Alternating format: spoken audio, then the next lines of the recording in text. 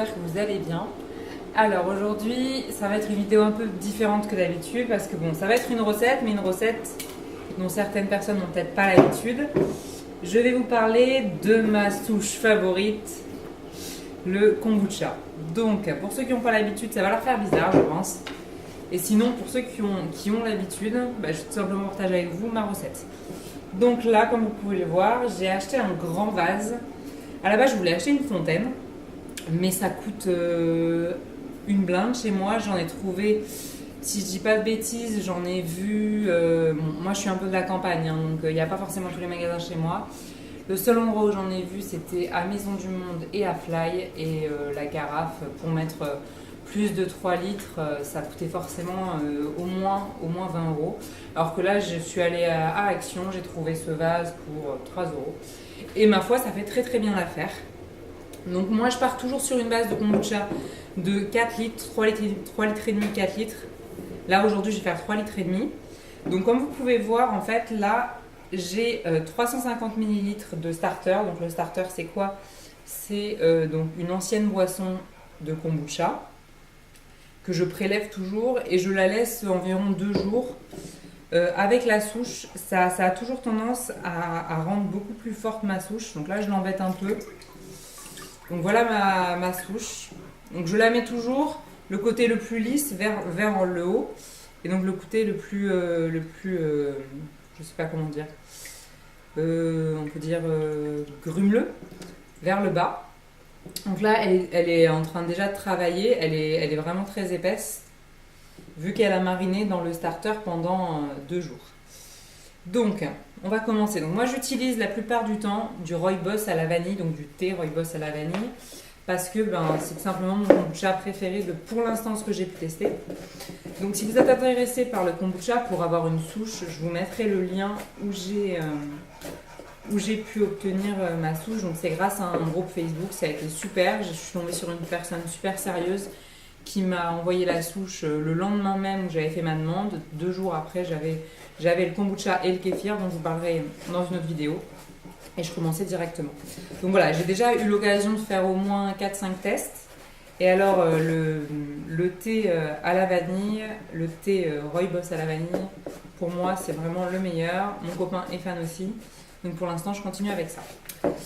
Donc là, j'ai mélangé 250 g de sucre, donc c'est pour 3 litres et demi, et 20 g de thé rooibos. Alors normalement, on part sur environ 70 g au litre de sucre et 5 g de thé au litre, pareil. Moi, je mets un peu plus de thé là pour le coup parce que c'est du rooibos et que j'ai vraiment envie qu'il soit très très infusé.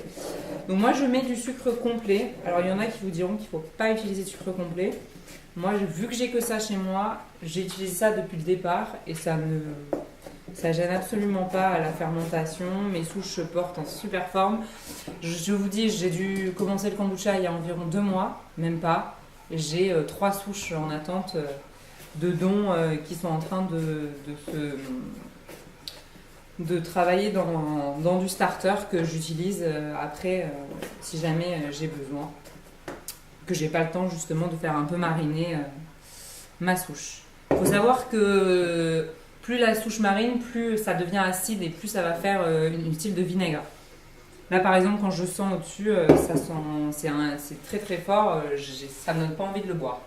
Bon, alors là j'ai fait chauffer 1,5 litre d'eau, donc je vais directement mettre à infuser mon sucre et mon thé. Je rajouterai ensuite 1 litre d'eau froide quand ça sera bien infusé et je filtrerai le tout. Ça, disons que ça va accélérer, je ne vais pas devoir attendre 2 heures que tout refroidisse pour pouvoir le mettre dans mon vase à fermenter. Oui, parce qu'il ne faut absolument pas mettre de liquide chaud sur la souche, sinon vous risquez de la tuer. Donc là, moi, dans ce cas-là, avec le rooibos, je laisse infuser facilement 5 minutes. Et donc le sucre se dissout également. Donc on est parti pour 5 minutes. Pour vous expliquer un peu ce que c'est le kombucha. Donc le kombucha, c'est un champignon qui est très réputé depuis pas mal d'années, notamment en Asie, au Japon. Il me semble qu'il est appelé le champignon de longue vie au Japon. Donc ça aide tout simplement à avoir un équilibre intestinal plus fort, ça booste les défenses immunitaires et selon certaines personnes, ça aide à la perte de poids. Donc je vais peut-être un peu appuyer cette hypothèse parce que ça fait donc, on va dire environ un mois, j'ai pas noté la date exacte où j'ai commencé, mais ça doit faire un mois que j'en bois et j'en bois tous les jours. Et depuis ce mois-là, j'ai perdu 2 kilos. Donc je sais pas si c'est la chaleur, l'été, j'ai rien changé dans mon alimentation à part ça. Donc je fais toujours du sport régulièrement, mais ça a toujours été. Donc je sais pas. Peut-être que effectivement ça aide à drainer. Aucune idée, mais certaines études le disent, donc peut-être que tout simplement c'est la vérité. Et puis surtout, moi ce que j'adore dans cette boisson, c'est que niveau goût, je trouve ça délicieux. C'est très bon pour la santé, donc pourquoi s'en priver. Et donc là, en fait, là on met beaucoup de sucre, mais après, quand le champignon va faire son action, si vous voulez, ça va vraiment pas être très sucré à la fin, quoi. Ça donne un goût, ça donne un petit un thé glacé, je trouve, pas très sucré. Donc après, de toute façon, c'est aussi à votre goût. C'est-à-dire que là, moi, je vous pars sur une base de 70 grammes et 5 grammes de thé au litre. Mais après, voilà, vous pouvez l'adapter en fonction de ce que vous voulez faire. Je sais qu'il y a beaucoup de personnes qui aiment faire le kombucha à l'hibiscus, aux fruits rouges. Enfin, il y a plein de possibilités. C'est infini. C'est l'avantage de cette boisson que moi, je trouve formidable. Après, pour un peu raccourcir le temps de parole et de vidéo, cette souche. Donc là, je vais vous faire le mélange tout à l'heure, vous verrez. Et après, le principe, c'est de laisser fermenter le mélange tel quel pendant minimum 4 jours en été, parce qu'en été quand même, il fait assez chaud, donc ça va fermenter plus vite. Donc moi, en été, je commence à goûter le kombucha au bout du 4e jour pour voir où il en est. J'hésite pas à le filtrer vite si jamais il y a besoin. Par exemple, je ne sais pas chez vous, mais en ce moment, moi, il fait en moyenne 35 degrés l'après-midi. D'ailleurs, ça se voit parce que je sors de la piscine. Donc, honnêtement, dans ce cas-là, ça va beaucoup plus rapidement que quand il fait frais. L'hiver, et même moi, quand je l'ai reçu, c'est-à-dire il y a un mois, donc il faisait beaucoup plus frais, ça mettait 7 jours de fermentation. Donc, moi, je goûte. À partir du moment où ça me satisfait au niveau du goût, où je vois que ça a fermenté tout simplement, le goût change. N'hésitez pas, moi j'ai une paille.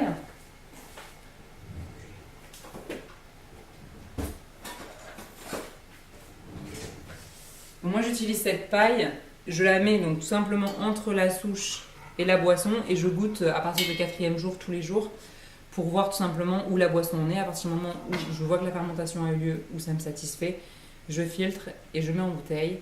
Et dans ce cas-là, j'attaque la 2e fermentation, on appelle ça la F2. Donc je laisse dans une bouteille 24 heures, donc soit nature, donc là je le laisse tout simplement 24 heures sur le frigo en attente pour que les bulles se densifient, soit je rajoute des choses dans le kombucha. Donc c'est vrai que moi j'aime bien rajouter quelques rondelles de citron pour 24 heures, après j'enlève les rondelles et je mets au frigo. Et dans ce cas-là, on obtient une boisson qui est quand même assez pétillante et qui est délicieuse.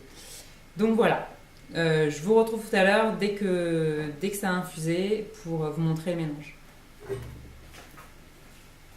Donc me voilà, ça fait donc plus de 5 minutes que mon thé infuse. Donc là, je vais rajouter le litre d'eau. Donc là, j'ai 500 ml.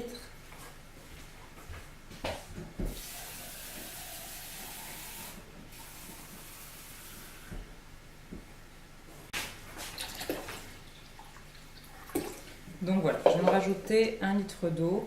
Donc vous savez que vous pouvez mettre votre thé dans votre boisson quand vraiment vous pouvez mettre la menthe dedans sans aucun souci. Là, moi pour l'instant, c'est encore un petit peu chaud. Donc ce que je vais faire, c'est que je vais enlever ma souche. Je vais la mettre sur une assiette.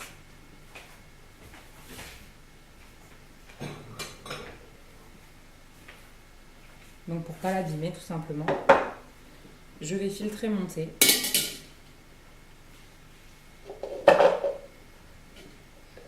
Sans faire de bêtises, on va essayer.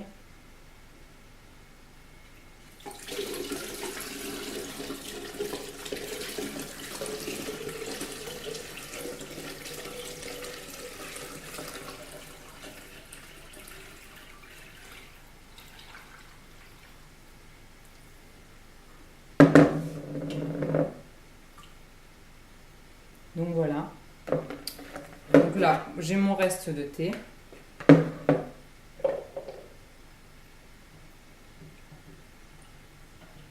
Je mélange le thé et le starter.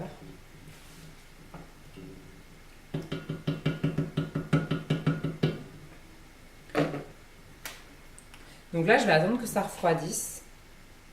Mais au bout de... Dès que c'est froid, il suffit de rajouter la souche. Je mets mon torchon comme ceci. Je mets toujours un élastique, vraiment pour empêcher tout insecte de rentrer dedans. Comme ça. Et là, je vais le laisser donc pendant 4 jours. Et à partir de 4 jours, je commencerai à le goûter. Donc voilà, c'est aussi simple que ça pour la réalisation de mon kombucha. Donc, juste après...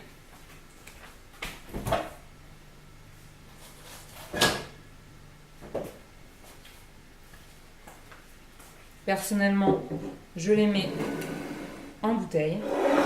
Donc là, vous avez une bouteille de kombucha qui a donc mariné, qui a fermenté pendant 7 jours ici et 24 heures en bouteille avec du citron. Donc j'utilise, il faut vraiment utiliser des bouteilles qui ferment bien, sinon ça peut exploser. Donc je vous conseille une bouteille tout simplement qui ferme bien. Je vais me taire juste pour que vous entendiez un peu le bruit du gaz, si j'arrive à l'ouvrir. Voilà, alors attendez.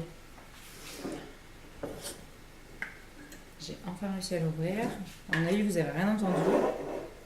J'aimerais bien vous montrer un peu comme c'est gazeux. Donc voilà, vous pouvez voir les bulles. Donc voilà, alors là, pour ma part, celui-ci, je le trouve un peu trop citronné. Je me suis peut-être un peu emballée sur les tranches de citron que je mets dedans. D'habitude, j'en mets 3. Et là, c'est vrai que j'en ai mis un peu plus parce que j'avais vraiment envie que ça ait un goût citronné. Et du coup, ça a pris un petit peu l'amertume de l'écorce. Donc, il faut vraiment faire attention quand vous mettez, des choses dans votre kombucha pour la F2. Faire un peu attention. De toute façon, on se rôde au fur et à mesure des utilisations et tout simplement s'améliore. Voilà.